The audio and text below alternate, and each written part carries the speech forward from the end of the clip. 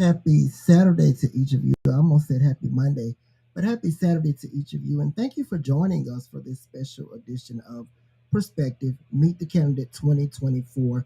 And we always come before you on Mondays at 7:15 p.m. Central Standard Time. But today I'm excited because we are 3 days before the Alabama primary election, which will take place on this Tuesday, March the 5th. So hopefully you start doing those things that you need to do to prepare to go vote, such as checking your polling place, making sure that your polling place hasn't changed. So, our guest for today, we just have one guest, Attorney Yashiba Blanchard. She's running for Jefferson County Probate Judge, Place 1, and she will be joining us. She actually just finished canvassing, so that's why we're late started. So, as soon as we get her logged back on, we'll go ahead and get started. But if you have any questions for Attorney Blanchard, please go ahead and get them ready. We will take questions before the end, and we ask that you would just go ahead and tag someone in this, like it and share it, because we want to get this out with as many people. We will be letting you know who Attorney Blanchard is. You can find out more about her, the seat that she's running for, and a focus that she has on, and also some of the things that voters have been talking to her about during the canvassing. Because one of the things that you find out when you canvass as a candidate, you get to hear from the community about things they would like to see, things they're not happy with, and things they would like to see better. So if you would go ahead and tag, like, and share. I do want to go ahead and give a shout out while we're waiting for Attorney Blanchard to come on to her team. Her team has been absolute the best. I've had an opportunity to work with several candidates, and I can definitely say that her team is one of a kind. So shout out to Jay and the entire team. Thank all of you. So again, while we're waiting for her to come on, if you have any questions for Attorney Blanchard, and why we do this, because for those of you who tune in regularly, I'm not a fan of dead air. So let's talk about voting. What are some memories that you have of voting? I know for a lot of us, it was when President Barack Obama was elected the first time in '08. I think that was a milestone that we'll talk about for years and years and years to come. And then when Vice President Kamala Harris was elected in 2020, that was another milestone. So just some exciting milestones. We are nowhere near where we need to be, but every day I believe that we're making strides to get closer than we need to be.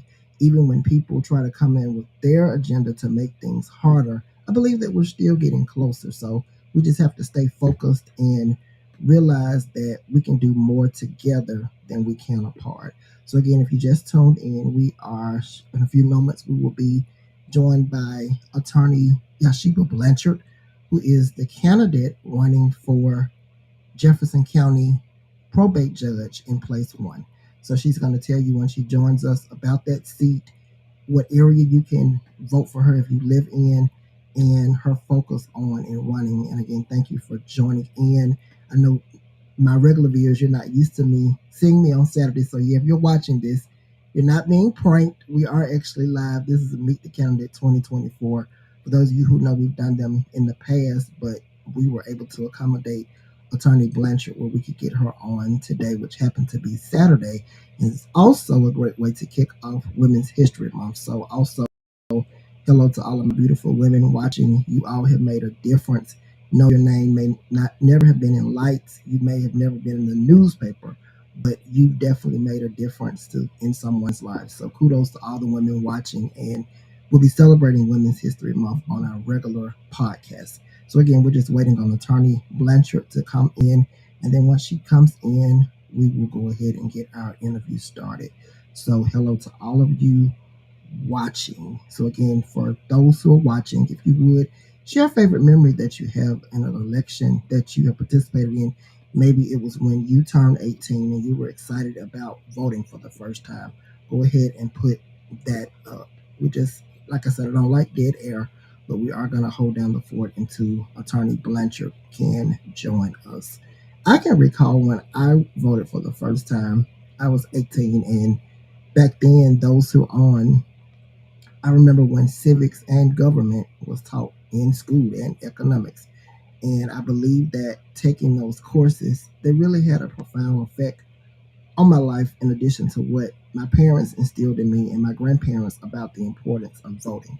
So a lot of people may disagree, but I think that we do need to bring civics classes back, not just in our schools, but there needs to be some community-based programs on voting, because from what I'm hearing, not just on this program, but other programs, some people, it's not that they don't want to participate in voting. They don't know like how to start and how to research. So, and that doesn't make you a bad person if you don't know, but we have to get programs in place that can help. And then when you're helped, you should be wanting to pull someone else in that may have been in the same boat that you were in. So, like I said, it's all about working together. And when we work together, we can make things happen. We can do so much more together. So, again, if you're tuning in, thank you for watching. And we're just getting ready for a great podcast.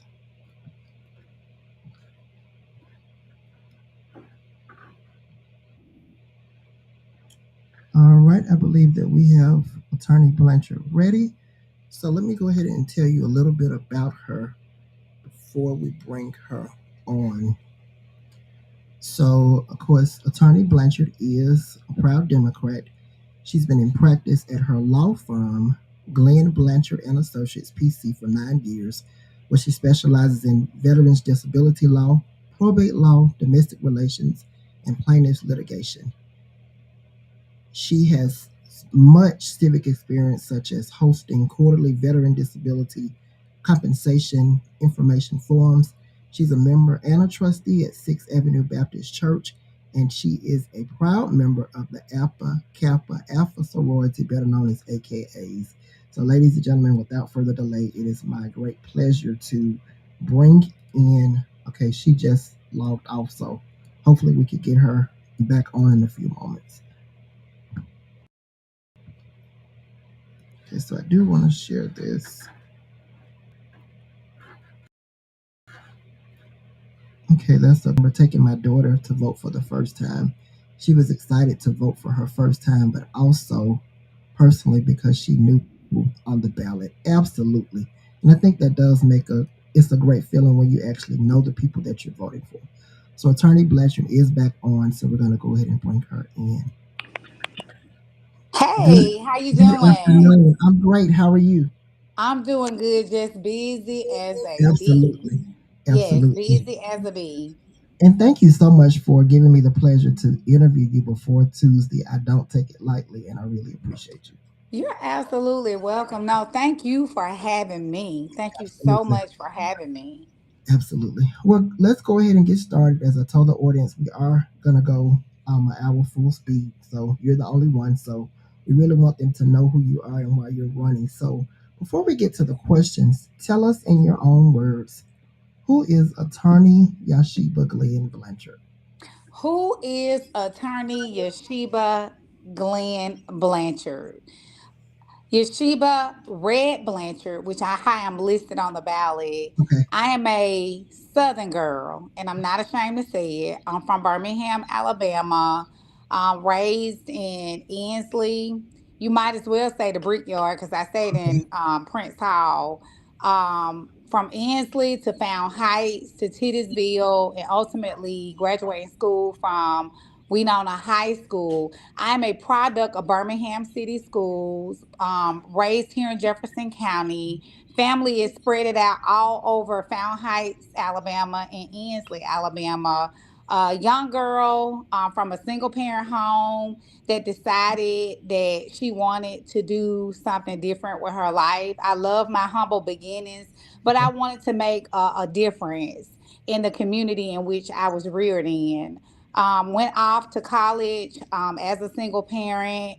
Worked full time while I was in college, and did what my eighth grade teacher said that she saw in me, as far as being an advocate for people, and became a lawyer. And now have practiced for 10 years and want to satisfy my dreams of becoming a judge. Okay, awesome. And happy Women's History Month to you. Thank you, thank I you didn't so think much. coincidence that we were having this, which I thought was a great way to start Women's History Month. So you Yes. tell us about you tell us currently, because we do know that you're an attorney, so tell us some of the cases that you currently try and what you practice in. Oh, if you want to know the last case I tried, I had a really really vigorous malpractice case. So I am the owner of Glenn Blanchard and Associates PC. I'm the president. That is a firm where we a law practice where we handle different areas. We do a lot of probate work as far as estate planning. We do adoptions. We do estate plannings as far as wills, healthcare proxies, power of attorneys, and we also do directives, healthcare directives as well. Um, Outside of just probate, I do a lot of veterans law. I have defeated the Department of Veteran Affairs in different instances as far as obtaining veteran disability benefits for my clients, and also have fought in the Board of Veteran Appeal Courts. Outside of veterans law and probate law, we also do plaintiffs litigation, where we go in and file lawsuits on different civil issues such as breach of contract, malpractice cases, and really a whole array of civil cases, along with divorces. Okay. Yes, and I've done that. I've been in business for the last 10 years, and so I've done that in circuit court. I've done bench trials, and I've also done jury trials as well, and have had the opportunity. And I can say this: I feel honored to sit on the bench as a special circuit court judge and a special district court judge. You may say, Attorney Blanchard, what does that mean? That means that judges entrust me with their dockets to make rulings when they're absent from the bench. And so I have enjoyed that honor of coming back, sitting on the bench and making rulings before my peers and those individuals that I went to high school with and grew up with in Ansley, found Heights, and all walks of life from Jefferson County to make rulings on their cases. Okay. Awesome. And so we do have something in common. I grew up in Ansley as well. Way, Nothing like hey. this side of town. Nothing like it. Okay. So, and I know that you have 6 or 7 people running against you. So I'm interested, and I always like to know this. What was that one pressing thing, or it could have been more than one? What was that pressing thing that made you say, you know what, I'm gonna get in this race because I just got to do this. I believe I can win this thing. Well, I'm gonna tell you this. So I practice in probate court. I Okay. do a lot of guardian ad litem, not guardian ad litem cases. They appoint me on those. I also do a lot of guardianship and conservatorship cases, and like I said earlier, adoptions, the opening of estates or estate administration, and also probation of wills. I had a client, and not just one client, I would say clients plural, where I thought things could have been done different. And Okay. I come from the old school where if you want to change things, then you sometimes have to put yourself on those shoes and Absolutely. make the change yourself. And so I love when I look at probate court, I look at it as a art museum where all judges come with an empty canvas, and they paint their art, their portraits as to what they contributed to the court system as judges. I saw some things that I thought that could, advance the court as far as probate court with new ideas and things as such. And it's something that I said, you know what? It's some things I would do different. And I'm going to step out here so I can help my people. And, when I say my people, I'm not talking about just one group of people, but all people, to make sure that, justice is served and things are fair, and that they get fair hearings and they're considered regardless what type of situation of circumstances that they come from. And so that's my superhero power that I always say that I have the ability to meet people where they are, because I know I haven't come from a silver spoon being in my mouth. I have come from humble beginnings. My mom was a single parent. We were raised in Galway Circle in Titusville, next to Loveman Village. I might as well say it's the projects. When I look back at it, all of us was like on the same block, so it's no different. But I want to meet people where they are, regardless of their socioeconomic status, regardless of what their last name is, what their history is, what their wealth is, if they don't have wealth. And I want to meet them and help them as much as I can in the court system, and not just only the court system, but in probate court, the probate court system. That particular court is a court where inheritance are established. That's how wealth is passed. And I want to make sure that the citizens of Jefferson County, the residents of Jefferson County, are in the line so they can receive these things, because generational wealth, it starts in probate court. Absolutely. Mm-hmm. And one of the things I want to commend you for, because I did have an opportunity to meet you when you came to my church. I'm a member of New Hope, and I Okay. watched how you worked the vestibule area. And I can definitely tell you that she is a people person. Yes, she was passing out her literature, letting you know who she's about, why she's running, and things of that nature. But we were laughing, cutting up, and I've always said you should, when you're voting for someone, you want to put one in office who is relatable. And Absolutely. yes, you have your business and your professional side, but everything has to be a balance. And so, in saying that, I know that you've been canvassing a while. Like I said, you just finished canvassing today. What are some things that you've been hearing from people in the different neighborhoods while you've been out canvassing? What are some things they like to see differently done? They're saying that they want to see, and that's actually a great question. They're basically saying that they want to make sure when they file their cases in probate court, they're not waiting long periods of time to Okay. get, into court to have their cases heard. The probate judge of Jefferson County not only wears the hat as a judge, but they also wear the hat as the chief election official over the county. And Okay. so you may say, Attorney Blanchard, what does that mean? That simply means that that judge is over all of the elections. That judge determines the manner in which elections are conducted and held in Jefferson County. Okay. And so you have, the issue of voting. So when I go knock on people's doors, I have a lot that say, hey, Attorney Blanchard, I'm a veteran, and I'm not a veteran, but I'm a felon. How can I vote and still be a felon? And so these are some of the questions that I think our residents should already have an answer to. Now you have a website, of course, that you can log in and get probate questions pretty much answered. But sometimes, and this is just how I feel, I'm from the old school. You can't always go to a computer to get an answer. Mhm. Sometimes people need to talk to a human being. The human factor does not need to be removed from me. So if I have a question about my voting rights, or if I can vote if I'm a felon, I need to be able to pick up a phone and call someone and say, Absolutely. hey, I've got these infractions on me or these charges on me. Does this not allow me to vote? And I think it needs to be a human factor in there so somebody can explain, yes, you cannot vote and the reasons why, or no, you can vote and this is what you need to do in order to reinstate your voting privileges.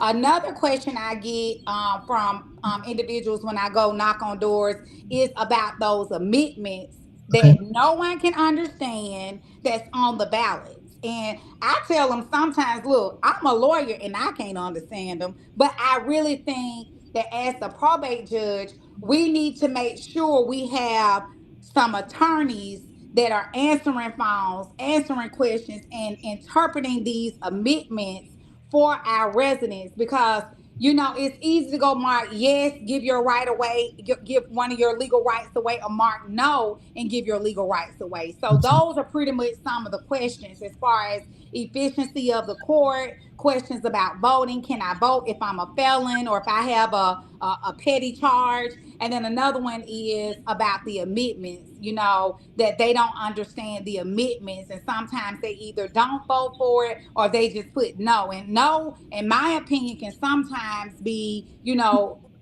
dismissing a right that you can actually exercise. Absolutely. Mm-hmm.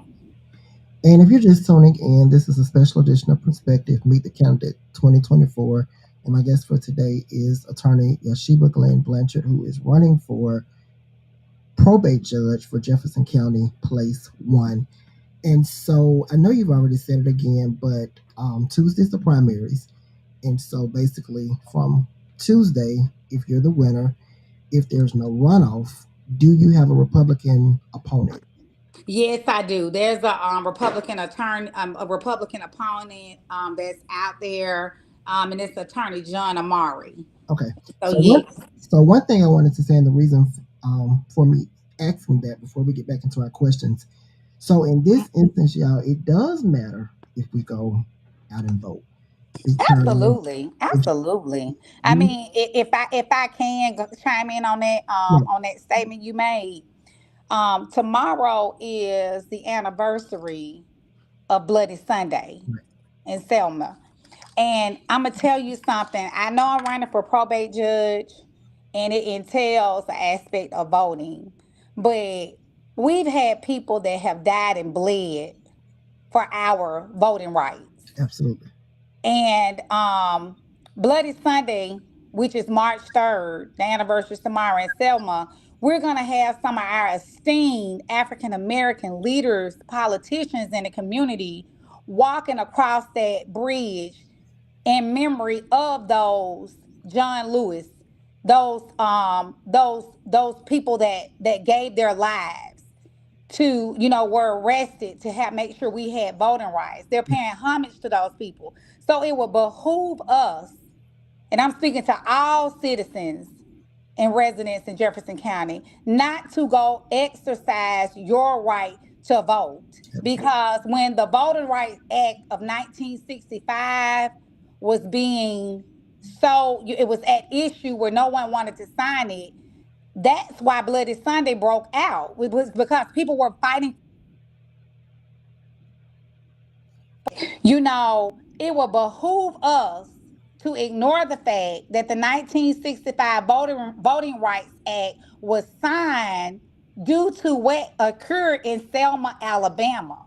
And absolutely, so, with that being said, you got people who suffered, who sacrificed to make sure that we had the right to vote. You don't no longer have to count beans in a jar, take absolutely, literacy tests, or pay a poll tax.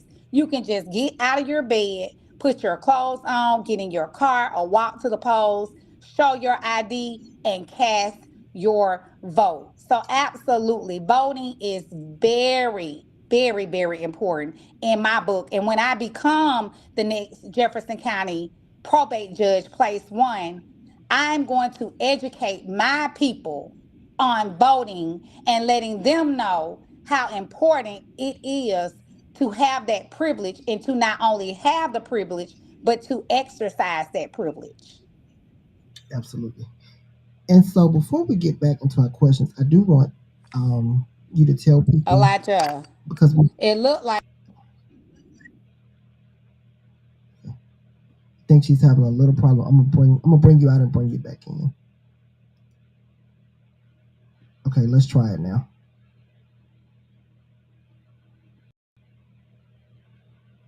You're muted, Attorney Blanchard. Okay, let me bring her out. Now this is what happens when you're live. And so again, if you have questions for Attorney Blanchard, go ahead and get them in the chats, and we will get them answered before we end. Let me go ahead and bring her back in. I think they're ready.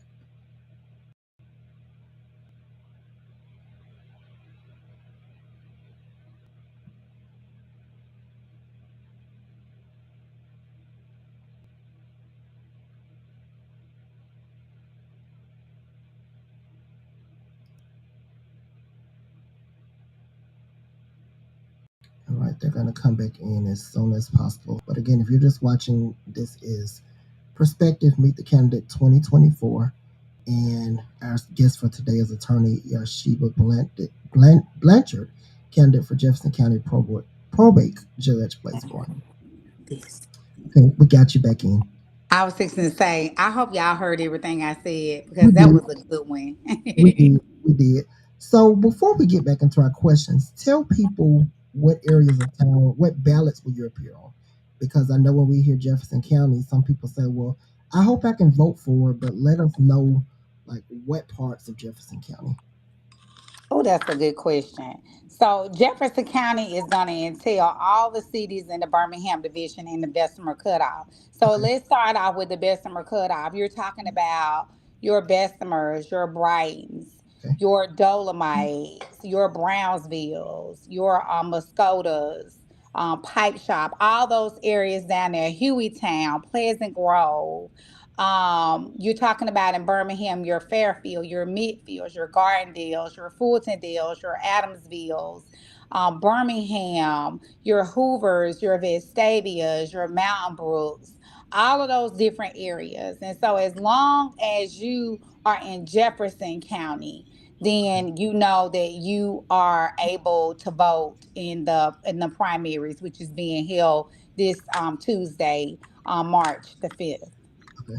So everyone, you heard that, and I'll have her to say it again before we end. So if you're watching tonight and you say, well, I don't live in her area, I'm sure you know several people that live in one of those areas she mentioned, and please share this podcast with them.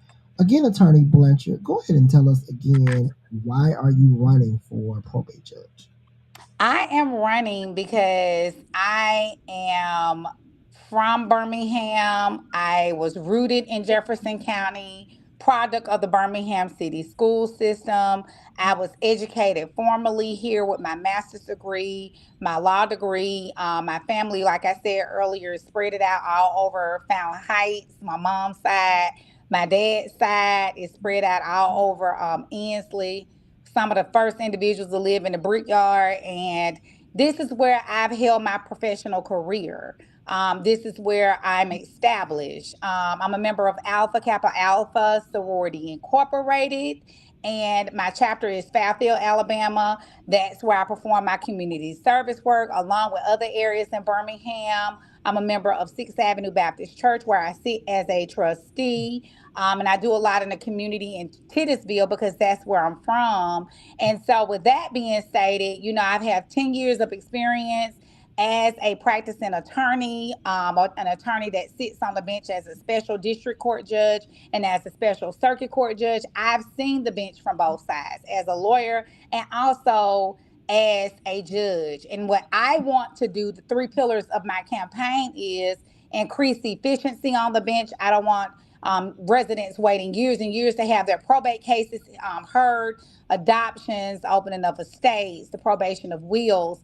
I don't want them to be waiting long for that. I want to make sure that I improve um, education and awareness as far as making them aware of their voters' rights. We just spoke on that. How to register to vote, the process for absentee ballots, not only for our seniors, but for college students and for military personnel that's off overseas. I want to make sure that we have a fair voting process. And I want to advocate for a fair voting process. And you may say, Attorney Blanchard, what does that mean? I want to make sure that machines are up and running. We have the adequate materials as far as ballots, as far as staff and personnel to answer questions at the polls. I want to build working relationships and plan elections out with the sheriff's department, with both county clerks, Bessemer Cutoff and Birmingham Division clerks as well, and to work with General Service in regards to for these upcoming elections to make sure that the elections are fair and that the voters, their vote is not the residents of Jefferson County, that their votes are not suppressed. And so I can do this. I have the experience. I know the people that I will be sitting on the bench and ruling their cases because I'm from this community, and so I think that that makes me the best candidate for the job. Okay. And so you kind of hit on it towards the end, but I do want to ask, how do you feel your upbringing, your education, your work history, and your community service have prepared you for this judge seat? That's a good question. I would say my upbringing has taught me to be humble because I come from meager beginnings. I was raised by a single parent, and I told you we came where we came from. We stayed in Prince Hall, we stayed in Fountain Heights, and we Mhm. stayed in Titusville, and so I know how it feels not to have. You know what I'm saying? And not a lot of people can say that, or they won't admit it, but it teaches you how to be humble and how to look at things from a different perspective. And so I can respect a person who doesn't have and a person that have and not make a difference. And I think, with that, me having those humble beginnings, it gives me the position and the opportunity to meet people where they are. I don't judge people. And so I think when you've been through some situations, the blinders are off, and you can actually just, deal with people and meet them where they are. Absolutely. Um, I don't see myself as being better than anyone. I think we all are the same, regardless of what you have. And that's something that I think a judge has to have is, in order to be impartial. You have to meet people where they are, and you have to understand that everybody don't start off from the same playing field. And so, with that being said, that's the humble part. Education. My mom wasn't formally educated. My father was. And so it was important for us, being from my mom's side, to get our education because she was not formally educated, and she stressed the importance of education, and she stressed the importance of community. And so as a kid growing up, I would have to go pick up garbage. I would have to work in the church with my grandmother. I would have to do we had to do, I had to do a lot of things in the community, which is to me, it prepared me to be a community servant, a servant in the community. And so with that, being humble, my mom valuing making us value education, being active in the community, all I had to go do was get the bachelor's degree and the master's, and it wasn't easy because I was a single parent.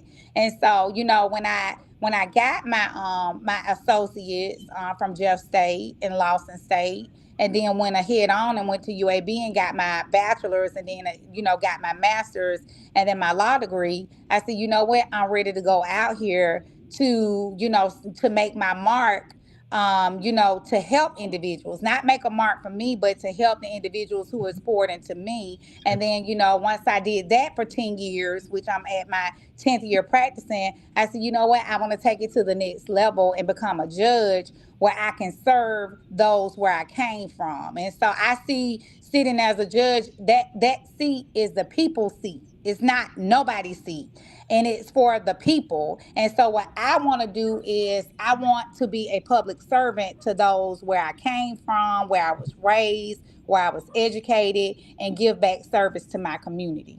Okay, awesome. So, for my next question, we know that in life, we all have to make decisions because life can deal us with many different cards at different times in our lives. And so, you make good decisions and you make some bad decisions. What are some of the hardest decisions that you think you had to make in your life? Okay. I had to make, I think the hardest decision I had to make was when I passed my bar. Okay. Um, it was a lot. I was getting some negative vibes from some people. Sometimes you have to be your own cheerleader, right? Hmm. And so it was a lot of family, close family that were saying, nah, I don't think you need to start a law firm. No, you don't have the money to start a law firm. And what I did, against all odds, I went and got me a one room suite. I Okay. remember this just as clear as day. I got my first client, and I think my retainer might have been about $750, if Okay. that. And I said, you know what? I don't have to get permission to open my law firm up. I'm gonna do this on my own. I don't need permission from nobody else. I done went to school. I've studied this bar. Had to stay up nights and nights and nights under stress to get my bar license, and I got it. And I just stepped out there on faith. I did a quick one up to the man above, which I always do, Absolutely. always up Absolutely. there. And I just said, God, just guide my steps. And I went and it's funny thing is that my landlord for my initial law office is my mentor, and Okay. he's helped me so much with my practice and shaping me into the lawyer that I am. But I went down And I talked to his secretary. I didn't know him at the time. And with that being said, I got my office. I had to give $375 of the $750 that I made to him. So I was mean mugging because had to give half of my money away. And I had gotten me I like the thrift shop. I had found a an estate sale maybe about 2 months, 3 months prior to getting my office and passing the bar, and I had a desk. And Okay. I got my desk out of storage and got a chair out of my kitchen and went and started my law practice. Awesome. And that was a hard decision because I didn't have any support. Everybody was like Mhm. iffy about it. Like, you need all this money to start. And when I tell you, it went up all the way from that point. So had the first office and then wound up, making enough money to give me a second office where I housed my secretary. Then my clientele got so large, I had to get a full office, which I had an office on First Avenue where I hired like two people, and then I grew out of that office, and now I have an office that's about almost 4,000 square feet, and I Okay. have like six staff members. And so Awesome. I would say that was the hardest thing I ever did, was went against the grain as far as what people said I couldn't do and that I would make it. And I took a chance and prayed about it and did that risk, and look where I am now. Absolutely. Absolutely. Hmm. Absolutely. When we ask God to order our steps, He will definitely order them all the time. All right. So for the next question, and you answered this before, I do want you to do it again. Again, if you're just tuning in, this Okay. this is Perspective. Meet the candidate with our guest for the evening, Attorney Yashiba Blanchard, who is seeking to win the candidacy for Jefferson County Probate Place One. So, if elected, tell us again what types of cases will you be hearing and presiding over? You said what type of cases? Yes. I do a lot of cases. The Okay. areas of law that I practice, I do probate law, Okay. adoptions. Okay. I do a lot of guardianship, conservatorship cases, defense work, protected person cases. I probate wills. I open estates.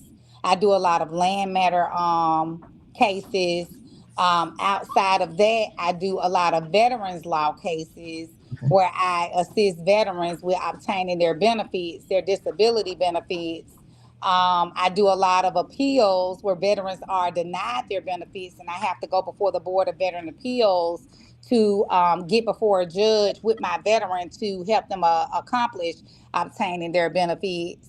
I do a lot of plaintiff litigation where I go in and sue people, breach of contract cases, malpractice cases, tort cases. I've done some personal injury cases as well. And then I also do divorce cases, and so I do prenups. Okay.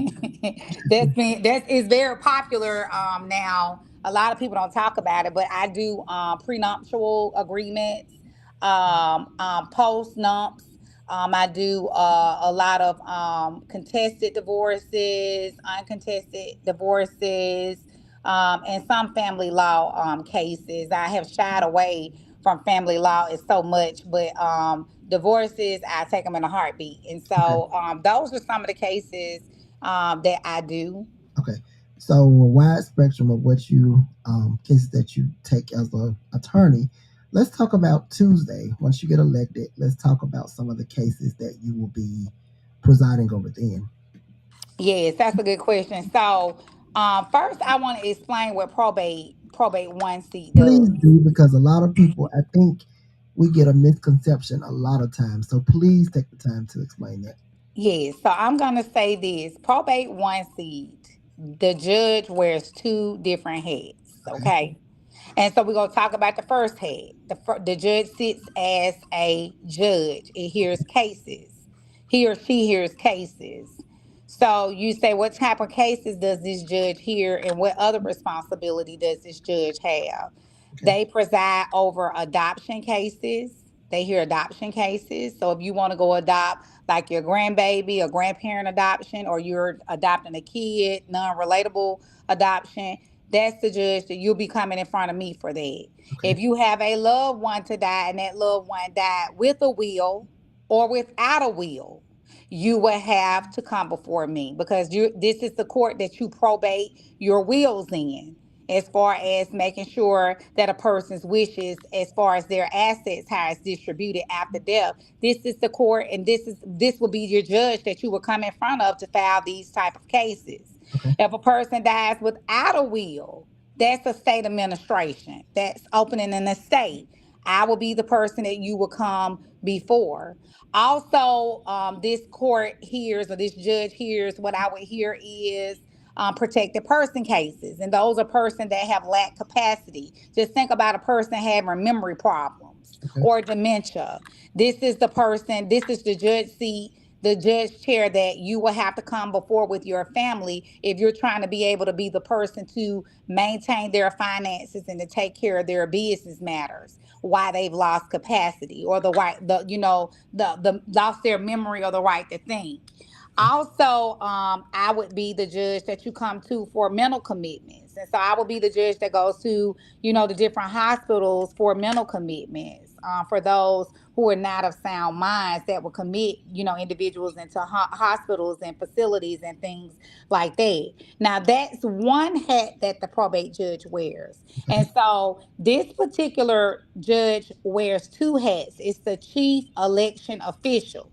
Okay. And so you may say, Attorney Blanchard, what does that mean? That means that I will be over all of the elections in Jefferson County. Okay. I will determine the conduct and the manner in which elections are held.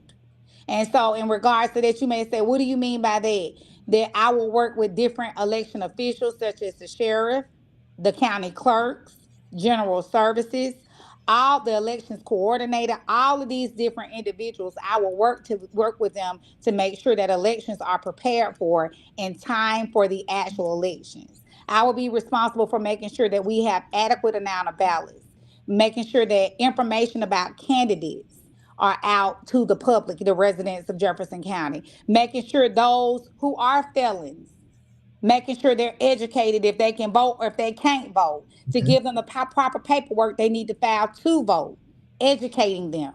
I will be the person responsible for absentee ballots, making sure the word gets out to our seniors, to our college students that are out of town, to our military personnel that are overseas, to make sure that they have an adequate amount of information to complete their absentee ballots and know when the date the absentee ballot applications are out and when they need to be turned in.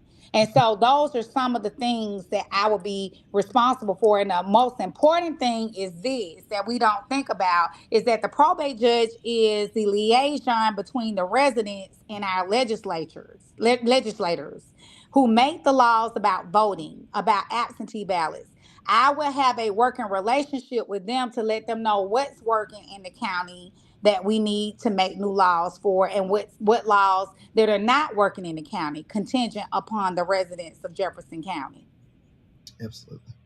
And thank you so much for sharing all of that. I knew most of the first part, but I wasn't aware that with this seat, the second part that you mentioned. So thanks for definitely explaining that. And Mm-hmm. now I want you to talk about some of the judges who have been an inspiration and judges that you admire locally and nationally, and tell us why. Oh, so I'm gonna say nationally would be Ruth Bader. That was my girl. Okay. The truth is Ruth. That's a good So one. I like her because she did not have a filter about rights. Right. And she was one of the pioneers this Women History Month. And big ups to her because she set the standard as far as making sure that women got a seat where they were supposed to be sitting in this legal profession.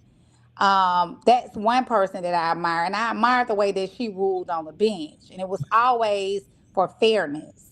It was for the little person, the small person, and so I would say locally there are some judges that I want to model after becoming a judge on Tuesday, March 5th, 2024, and after the general election as well. And one of those judges is Patricia Stephen Moss. That's a great. This lady is brilliant. She's the presiding judge over domestic relations here in Jefferson County. And when I tell you, she is a brilliant, beautiful woman. She's the type of judge that attorneys can't get over on. Mm-hmm. The litigants can't get over on her. She's keen on the trends in law dealing with families and domestic relations. And she has a wealth of knowledge about the law. And she utilized the law to make her decisions, and she's fair and she's impartial. And she meets people where they are. And that's something that I want to obtain from her. And she's calm. I've never seen her get out of character when it was some instance where I'd be like, that could be me. Cause hey, but she is stern and she's professional, she's calm, and she's a wealth of knowledge and she does her dues. She does what she do and she does a great job at it. Also, I would say Judge Blankenship, Donald Blankenship. He's one of our circuit court judges. Excellent guy, cool, down to earth. I'm talking about cool as all get out, cooler than a fan, like we say. And but still, he knows the law. He's calm with his decisions, his demeanor, and just a roundaway guy, just cool.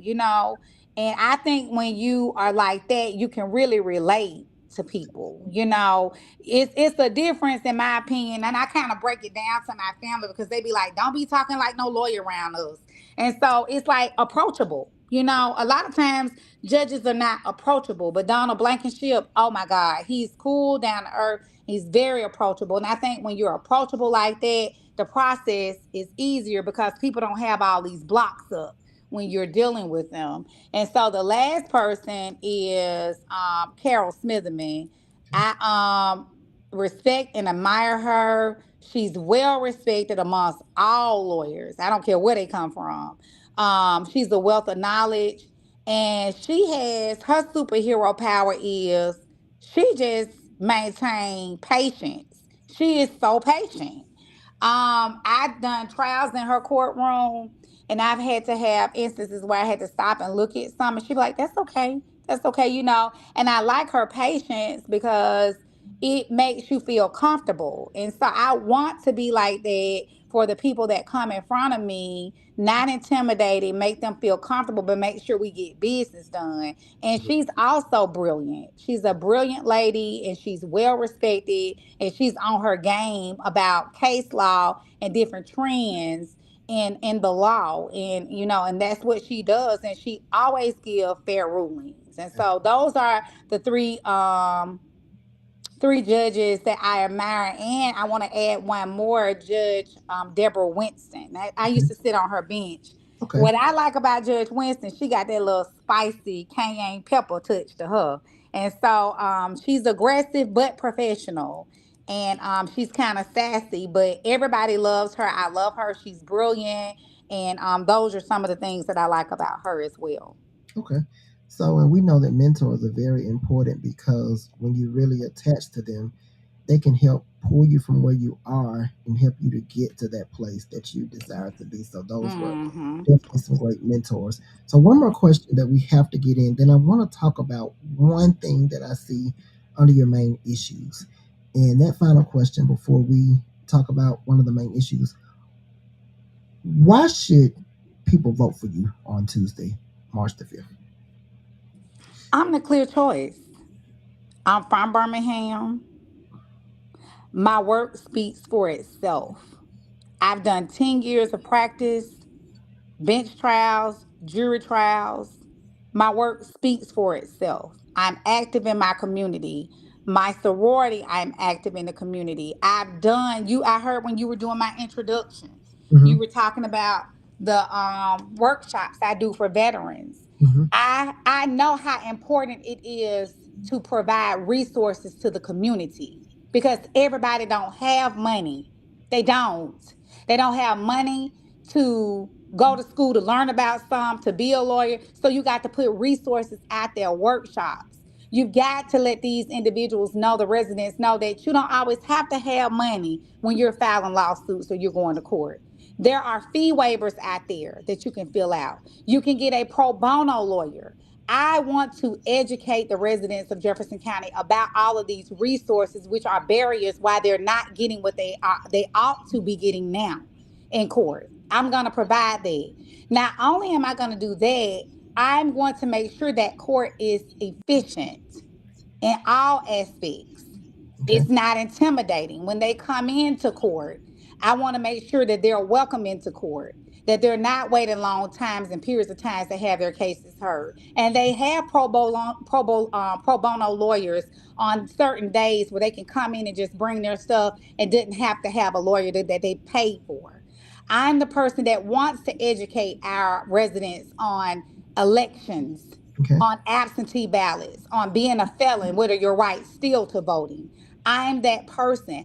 I'm the person that can meet residents where they are because I know where I came from. And so I can meet them from whatever walk of life they've come from, even if it's from the White House to where I come from, which is the projects, Mm-hmm. housing, public housing. I can meet them there. I'm the person that can get down to their level and make sure what they're needing is done and it's done properly with respect. And so I just feel as I'm the person, I'm the candidate. If you want to say, it's where you from, I'm from Birmingham, I'm from Jefferson County, product of Birmingham City School System. We know, a high school graduate. I'm that person, and I'm the best person with the experience and the qualifications for the job. Okay. All right. Awesome. So, ladies and gentlemen, you heard that. And then we have one more question. I think this one will take us on out. So, we basically covered all of your main issues, but one I want to talk about because it's very important is everyone that's tuning in knows we're still facing voter suppression, voter fraud, and basically fair voting in all elections. Things have come up. We know what happened in 2020, and then some things have even come up in recent local elections. So, one of the things that I want to talk about, you have the ensuring the reliability of elections and fully staffed polls, because this is a very, very, very important one. Because I don't think we realize if we go into vote and the polls aren't fully equipped to accommodate the people voting. Let's say you have 100 people waiting in line and you only have two people working the polls. That's going to be a lengthy process. You're right. You going into on your lunch break, that can turn into you possibly being late to work, and those are things we don't talk about enough that can really discourage people from voting. So talk about why this is a passion of yours and what are some things you will do when elected to change this. So I've been in that situation where I've had to leave work and I saw the lines and I'm like, God, I'm gonna be late back for work. Mhm. And I'm gonna tell you, I feel as though, and I don't, I never want to step on anyone's toes because I think all of our judges do an awesome job, but I think it's the lack of planning. And so I feel, my mom is old school, Okay. old school. So if she's got a doctor's appointment tomorrow at 8, she gonna Okay. be up around about 3 or 4 in the morning getting ready for it. And I'm gonna tell you something, it's actually a good thing because what you have to do is prepare. You have to prepare, prepare, prepare. And so with that being stated, you got to have adequate staffing. And I'm not talking about prepare 2, 3 days, 3 months out. You got to prepare for, we have over 600,000 people in Jefferson County, Okay. close to 700,000, 789,000 people. How are you going to accommodate that many people in 3 weeks, three Absolutely. months? No, you're going to have to plan out years and years. And not only are you going to have to plan out, you got to have a dope team while planning. And So everybody has to be held accountable for their part. let me So ask that you means, this, and you I said know. what? Let me ask you this, and I know this could turn into another conversation. Would you be opposed or open to being a part of the process to implement Saturday voting? Absolutely. Large elect. Yes. Okay. Yes. And that's a good question. And I'm gonna still veer off a little bit and go back into your other question as far Okay. as preparing for elections. Absolutely. But I mentioned that a couple of questions earlier. That's having a relationship with legislators Okay. because they're the ones that make the laws. And so Absolutely. I'm gonna tell you this: COVID is a perfect example of that. We had this 6 feet, you got to stay 6 feet, quarantine, all this stuff. There should have been voting on Saturday voting. Absolutely. Because that's gonna extend the lines, it's gonna get somebody fired on their job. And so what you have to do is when these epidemics break out, you got to go talk to the legislature and say, hey, look, we got this COVID situation going on, and it's gonna delay voting, it's gonna trample on people voting rights, it's gonna suppress the vote. So you know what? I'm gonna need y'all not only to do Saturday voting, you might have to open the thing up on Sunday too to Mm-hmm. accommodate my residents. And so I think that not only just going to talk to the legislatures, but to have a working relationship. There's a difference in me talking to you, hey, how you doing? But if I got a working relationship with you, I can pick up a phone and say, hey, look, this what we facing. And we are 6 months out. Y'all need to get a law passed so my folks can vote Saturday, Sunday, and we might have to extend it to Monday because we got this epidemic, going on. And so absolutely I'm open to that. I'm open to uh asking them to do different laws that's gonna accommodate college students voting as far as absentee laws, our seniors, anything that poses a problem to the residents, then yes, I will go and ask that something is done about that. And I don't object to Saturday voting. Any type of accommodations that our people need in order to exercise their privilege and their right to vote, then I'm gonna make the phone call. And it won't be the legislators making a phone call to me. It's something I'm gonna forecast out and make sure that my residents are accommodated, especially with their voting privileges. Awesome. And so, absolutely, Saturday, Sunday, Monday, Tuesday, Wednesday, Thursday, Friday, Saturday voting if it needs to be. And so, yes. But back to preventing fraud, that question, to finish answering that, because that's such a good question. Um, it won't be fraud if you plan out. The only way fraud get in there is because people are not planning. And so I feel as though, in my opinion, your voters' rights is something very precious. Right. It's very precious. And so we need to plan out maybe a year and a half before the election. And voters' rights, as far as planning, doesn't only impact the voter, it impacts the candidates too, because the candidates has to get information from the probate court. And believe it or not, this is a nugget I'm going to give you. If there are ever any election contests, they come to probate court for that, to Mm-hmm. get counts Mm-hmm. and things like that. So it's multifaceted. You got to make sure the residents are okay. You got to make sure the elections are legal and proper. And you've got to also get out candidate information, and you've got to attend to the candidates as well because they have rights as candidates too. And so, Awesome. absolutely, fraud, it wouldn't be a part of my administration because we were playing so good that nothing could seep through the holes. Awesome. Awesome. Awesome. Hmm. Love it. Well, ladies and gentlemen, there you have it. You have your candidate for Jefferson County Probate Judge, Place One. And I'm going to go ahead and put your website on the screen.